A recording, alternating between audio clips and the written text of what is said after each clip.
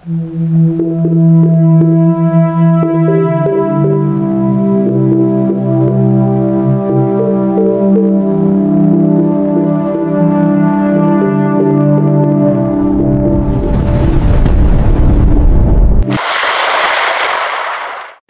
araw po sa inyong lahat. Narito ang pinakabagong ulat sa lagay ng panahon ngayong araw na Miyerkules 9 ng Hulyo taong 2025. Mayroon tayong minomonitor na low pressure area sa Silangang Luzon. Kapansin-pansin ang bahagyang paghila nito sa hanging habagat na tumatawid sa silangang bahagi ng bansa. Patuloy ang pagmomonitor sa LPA upang malaman kung ito ay magiging bagyo o mawawala sa mga susunod na oras. Samantala, ang bagyong Bising sa Hilagang Taiwan ay humihina na at wala ng epekto sa ating bansa. Lagay ng panahon sa iba't ibang rehiyon. Luzon. Kanlurang Luzon, patuloy ang epekto ng hanging habagat na magdudulot ng maulap na kalangitan, kalat-kalat na pag-ulan at mga thunderstorm. Cagayan Valley, Aurora, Quezon, Bicol Region, inaasahang magiging maganda ang panahon sa umaga, ngunit may posibilidad ng biglaang pag-ulan lalo na sa hapon at gabi dahil sa mga thunderstorm. Visayas. Kanlurang Visayas, maulang kalangitan dahil sa hanging habagat lalo na sa mga lugar tulad ng Rojas City, Iloilo City, Sagay, Kabangkalan at Dumaguete. Gitnang at Silangang Visayas, magandang panahon sa umaga, ngunit may posibilidad ng isolated rain sa hapon at gabi dahil sa mga thunderstorm. Mindanao. Kanlurang Mindanao, maulang kalangitan at kalat-kalat na pag-ulan dahil sa hanging habagat lalo na sa Zamboanga City, Siocon, Pagadian, Dipolog at Jolo. Maghanda sa biglaang pag-ulan. Silangang Mindanao, inaasahang magandang panahon, ngunit may posibilidad pa rin ng pag-ulan sa hapon at gabi dahil sa mga thunderstorm. Palawan. Kalayaan Island at Puerto Princesa, maulang kalangitan at kalat-kalat na pag-ulan dahil sa hanging habagat. Maging handa dahil lumalakas ang habagat at posibleng makasira ng ari-arian, lalo na sa mga malapit sa tabing dagat. Lagay ng karagatan. Wala pang nakataas na gale warning sa anumang baybayin. Gayunpaman, mag-ingat ang mga mangingisda sa Hilagang Luzon dahil sa moderate to rough sea condition dahil sa patuloy na paglakas ng hanging habagat na bahagyang hinihila ng bagyong Bising. Ang ulat na ito ay batay sa kasalukuyang lagay ng panahon. Maaaring magbago ito anumang oras. Maging updated sa mga bagong ulat ng panahon. Para sa karagdagang impormasyon, mag-subscribe sa aming YouTube channel para ma-notify sa mga bagong ulat ng panahon. Ingat po kayo! Dumako naman tayo sa ating partner para sa mga karagdagang impormasyon sa loob ng ating bansa. Narito update sa magiging lagay na ating panahon. Patuloy pa rin umiiral ang southwest monsoon o habagat sa buong bahagi ng ating kapuluan, na kung saan ito pa rin yung magdadala ng bugso-bugso mga pag-ulan sa bahagi ng Ilocos Region pati na rin sa Batanes at Babuyan Islands.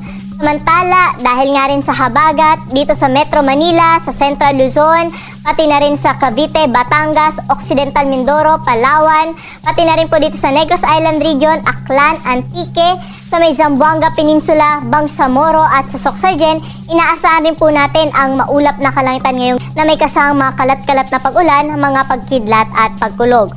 Kaya po sa mga areas na aking nabanggit, particularly dito sa may western section po ng ating bansa, ay pinag-iingat po natin yung ating mga kababayan dahil posible pa rin po magdulot ng mga pagbaha at mga pagguho ng lupa yung inaasahan natin na mga pag-ulan. Samantala, dito naman po sa nalalabing bahagi ng ating kapuluan o yung nasa eastern section of our country, inaasahan naman po natin ang generally fair weather condition, ngunit posible pa rin po yung mga isolated rain showers, dala po rin po ito ng amihan. Kung saan, narito naman po yung update natin sa minomonitor nating low pressure area.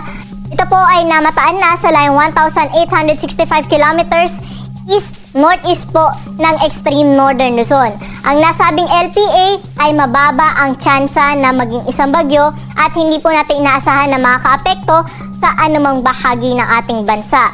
Ngunit meron po tayong imomonitor sa mga susunod na araw dahil dito po sa may bahagi ng Taiwan area ay meron pong posibleng mabuo na isang low pressure area, kaya hanggang Biyernes po inaasahan natin na magpapatuloy itong southwest monsoon o habagat na makaka-apekto sa malaking bahagi ng ating bansa.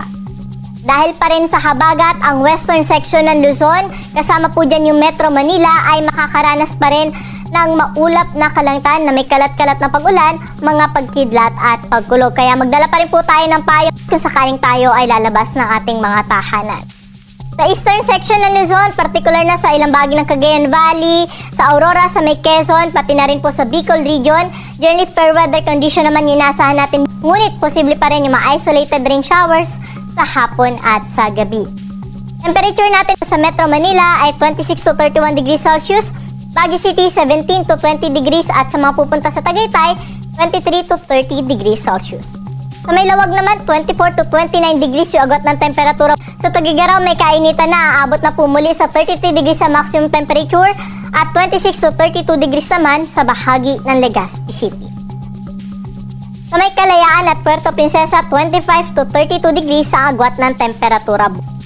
Dahil pa rin sa epekto ng habagat, ang Western Visayas, particularly itong bahagi po ng Aklan, Antique, pati na rin ang Negros Island region, Zamboanga Peninsula, Bangsamoro at Sorsogon, inaasahan pa rin po natin na mga karanas ng may hina hanggang sa kamtaman kung minsan ay malakas na bugso ng mga pag-ulan. Kaya ingat pa rin po sa ating mga kababayan dyan dahil nga posible pa rin po ito magdulot ng mga pagbaha at mga pagguho ng lupa. Sa lalabing bahagi ng Visayas at Mindanao, generally maaliwala sa panahon ng inaasahan, mga isolated rain showers o yung pulo-pulong mga pag-ulan, mga pagkidlat at pagkulog yung ating monitor lalo na po sa hapon at sa gabi. Temperatura natin sa Metro Cebu at sa Tacloban ay mula 26 to 32 degrees Celsius, 25 to 32 degrees naman sa Iloilo City. Sa may Cagayan de Oro, 24 to 32 degrees agwat ng temperatura. Sa Metro Davao, may kainitan na sa aabot na sa 32 degrees sa maximum temperature at sa may Zamboanga, 24 to 33 degrees Celsius. Para naman po sa mga kababayan natin na maglalayag, wala tayong gale warning na nakataas sa anumang baybayin ng ating karagatan. Ngunit pinag-iingat natin yung ating mga kababayan na papalaot, lalo na po sa may northern at western seaboards ng northern Luzon dahil sa inaasahan nating moderate to strong o moderate to rough na sea condition. Para naman sa ating 3-day weather outlook sa mga pangunahing syudad, dito sa Luzon, particular na dito sa Metro Manila na kung saan hanggang Biyernes, inaasahan po natin na magiging makulimlim pa rin yung ating panahon na may tsansa na mga kalat-kalat na pag-ulan, mga pagkidlat at pagkulog. Pero pagdating ng Sabado, asahan na natin ang unti-unting pag-aliwalas ng panahon dito sa Metro Manila. Baguio City hanggang Huwebes, magiging makulimlim pa rin ang panahon na may mga pag-ulan, pero pagdating ng Biyernes hanggang Sabado ay improving weather condition na rin yung inaasahan natin sa Baguio City.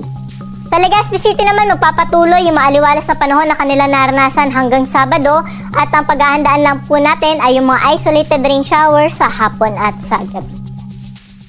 Sa bahagi naman po ng Metro Cebu, Iloilo at sa Tacloban, hanggang Sabado wala tayong inaasahan na malawakang mga pag-ulan dyan. Kaya maaliwalas sa panahon ay inaasahan natin lalo na sa umaga hanggang tanghali, pero sa hapon at gabi, asahan na po natin yung mga dagliang pag-ulan. Sa bahagi naman ng Mindanao, sa mga key cities natin, sa Metro Davao, Cagayan de Oro at Zamboanga City, for the next 3 days o Huwebes hanggang Sabado, generally fair weather condition na po ang inaasahan natin dyan at may mga chance lamang na ma-isolated rain shower sa hapon at sa gabi. Ang araw po natin dito sa Kamaynilaan ay lulubog sa 6:30 ng gabi at muli itong sisikat sa 5:33 ng umaga.